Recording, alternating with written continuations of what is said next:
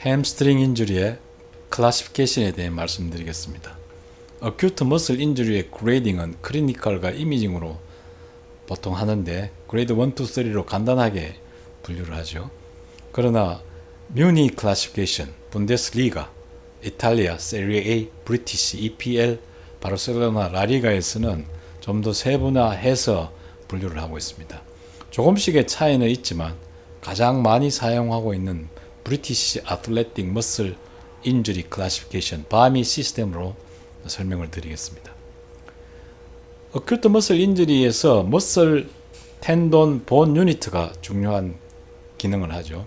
MTB 유니트는 이것이 머슬에서 제너레이트 된 포스를 우리 몸으로 옮겨주는 것인데 머슬과 본 사이에 텐돈이 있고 마이오텐디너스 정션은 이 리전, 즉 포인트가 아니고 이 부위를 이야기하는 것이죠. 그리고 어태치를 하게 되는데 이 마이오텐디너스 정션에서 인저리가 잘 많이 일어나는데 이 스트럭처럴 트랜지션, 즉 그레듀얼 체인지로 여기에서는 그 힘을 분산시켜 갖고 천천히 분산시켜서 이 인저리 리스크를 줄여주기도 하고, 그 다음에 하이 포스 트랜스미션 에어리어죠.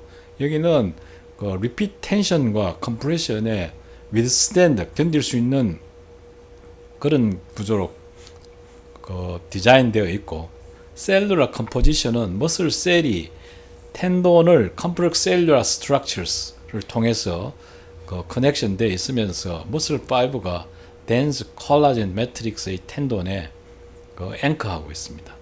인저리는 잘 일어나게 되는데 여기는 하이 포스 트랜스미션과 이 티슈 컴포지션이 어브럽트 체인지를 하기 때문에 이 마이오텐디너스 정션에서 인저리가 일어나고 이 부위를 잘 살펴보아야겠습니다. 마이오텐디너스 정션은 포스 트랜스미션의 프라이머리 사이트, 머슬과 텐전 사이에 있는 것이죠. 그리고 살콜렘말 인터디지션과 매시브 링크 프로테인이 있는 그런 스트럭처를 가지게 되는데, 이 텐돈과 머슬 사이에서 보시게 되면은 이 마이오텐디너스 정션에는 이게 살콜렘, 이것은 스켈탈 머슬 파이브를 서라운딩하는 셀 멤브레인이죠. 이것이 인터디지테이션 되어 있고 여기에 프로테인, 즉 링크 프로테인들이 많아서 그런 프라이머리 포스의 트랜스미션을 하는 자리라고 합니다. 이런 머슬, 텐돈, 본 유니티의 인주리는 에이지와 병에 따라 다른데, 본이 머추레이션 되기 전이나 아니면 본이 위커닝이 있으면은 이 본 itself에서 인주리가 일어나게 되고, 나이가 들어서 텐돈이 디제너레이션 되면은 이 텐돈 itself에서 병변이 생기게 되고, 그 다음에 모든 것이 건강하고 풀리 머추어 되면은 이 마이오텐디너스 정션이 위키스트 링크가 되고 여기에서 대부분이 일어나게 됩니다. 패러렐 머슬은 이 본과 텐돈 정션에서 인저리가 일어나지만, 이 페니트 머슬은 이것이 머슬 서브스턴스로 텐돈이 익스텐션 하면서 이 센트럴 텐돈이 페리펠로 브로든 되어서 이 아포뉴로시스를 형성하게 되죠. 그래서 마이오텐디너스 정션 인저리는 이것은 센트럴과 프리퍼럴에 있는 머슬에 인저리를 같이 일으킬 수 있게 되겠습니다. 이런 브리티시 아틀레틱 클래시피케이션의 머슬 인저리는 먼저 머슬 인저리 그레이딩으로 0, 1, 2, 3, 4를 크로스 섹션과 롱기튜디널, 5 디스럽션을 기준으로 해서 그레이딩을 하게 되는데, 0는 노멀이고 스몰, 마더레이트, 익스텐시브, 컴플리트 티어인데, 마더레이트는 이 크로스 섹션 에리아를 50%, 10%에서 50% 정도까지를 이야기하고, 그 다음에 롱기튜디널로는 5에서 15cm 사이, 그 다음에 5 디스럽션은 5에서 1cm 사이, 1cm, 5cm를 기준으로 이렇게 기준하면 되는데, 마더레이트를 기억하시면은 스몰, 더 심하면 익스텐시브, 그리고 완전히 테어되면 컴플리트 테어가 되겠습니다. 그 다음에 이제 그레이드를 A, B, C로 나누는데, A는 마이오페이셜, B는 마이오텐디너스, 그 다음 C는 텐디너스인데, 텐돈이 인저리가 있게 되면 C가 되겠죠. 그리고 정도에 따라서 2A, 2B, 2C가 되고 1C는 존재하지 않게 되겠습니다. 스몰 테어에서 텐던 인jury는 없는 것으로 되어 있죠. 그래서 이 바미 시스템을 문헌에 조사해 보면은 2014년에 이 제안이 되었고, 그 다음에 2023년 논문에 가장 많이 이용되고 있는 그레이딩 시스템이라고 합니다. MRI 베이스고, 이것은 머슬, 페이시아, 마이오텐디너스 정션, 텐돈을 토포그래픽하게 강조하고 있고, 이것은 리턴 투 플레이의 피어트론, 이게 기준인 모양인데 피어트론보다 조금 더 나았다고 합니다. 2014년에 바미 클래시피케이션에 업그레이드가 되었죠. 그래서 그레이드 0에서 그레이드 0A와 B로 다시 나누고, 0A는 Normal MRI, B는 DOMS, Delayed Onset Muscle Soreness가 그레이드 0B에 속하게 되겠습니다. Pure Muscle Injury가 있으면 그레이드 P로 분명하게 디피니션 했고요.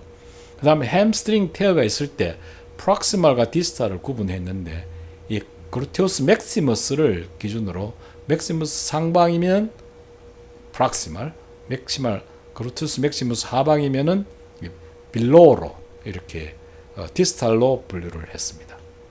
그래서 여기서 보시면은 이것은 OCAD 케이스를 정리한 건데요. 이 환자는 그 햄스트링 인jury, 바이셉스 페모리스 인jury가 있고 인다이렉트 스트레인이죠. 다이렉트가 있으면은 헤마토마 이런 걸 만들 것인데 인다이렉트 인저리고, 그 다음에 그루테우스 맥시무스 하방이니까 디스탈이고, 마이오 텐디너스 인저리가 되겠습니다. 그래서 마이오 텐디너스이기 때문에 그레이드 B가 되고요.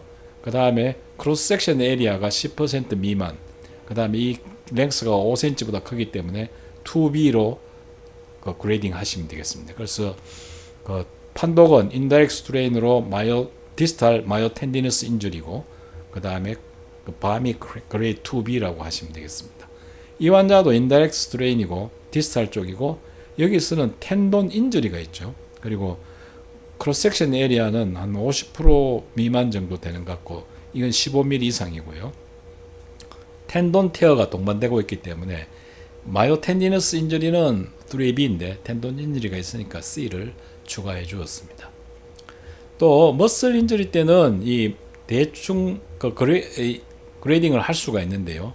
머슬 인주리를 MRI에서 시그널만 증가되면 그레이드 1, 히마토마가 생기면 그레이드 2 이상이 되겠습니다. 그 다음에 텐돈 인주리가 있게 되면 그레이드 3가 되는데, 이런 텐돈 테어가 이 환자에서 보시다시피 반드시 마이오텐디너스 정신에서만 일어나는 것은 아니고 또 뉴로바스쿨라 번들과도 관계를 잘 살펴보아야겠습니다. 머슬 인저리 클래시피케이션으로 뉴 그레이딩이라고 하면서 스포츠 메디신에서 제안을 한 게 있는데요. 이건 MLRG, 메커니즘 로케이션 그레이딩 리인저리 넘버로 이렇게 암호로 코딩을 하는 거죠. 그래서 여기서 보시면은 코드 IP, I는 인다이렉트 인저리고 P는 여기에서 보시면은 스프린팅, 스트레칭은 천천히, 스프린팅은 어브럽트하게 인저리를 받는 하이포스 인저리가 하이포스 컨트랙션 인저리를 이야기하는 것이죠. 그리고 P는 프록시멀이고, 아래쪽에 작은 P는 이 마이오텐디너스 정션의 쪽에서 프록시멀이냐 디스탈이냐. 그 다음에 그레이딩은 1, 2, 3, 그레이드 1, 2, 3.